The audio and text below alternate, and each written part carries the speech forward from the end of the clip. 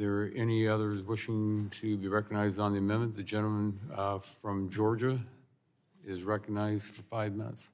Mr. Chairman, I move to strike the last word. The gentleman is recognized.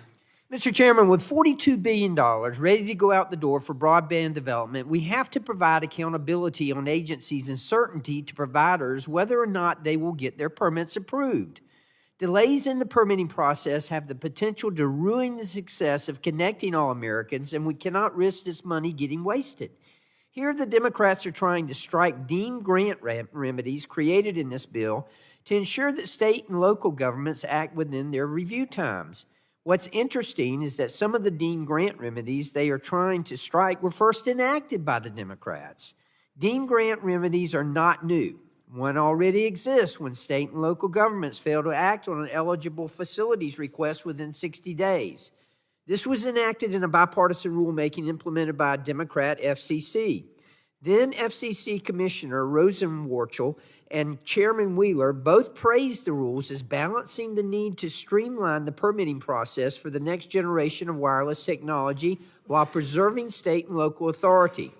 Commissioner Rosenworcel, speaking about the FCC's order, that's because the rules we put in place today are our first steps to encourage development of infrastructure that is absolutely critical for the next generation of wireless service, that being 5G.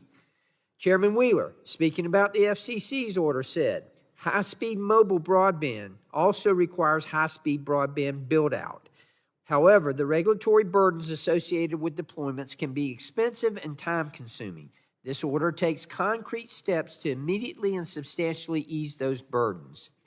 My manager's amendment applies the same reasoning to other requests to deploy new fixed and mobile communications infrastructure.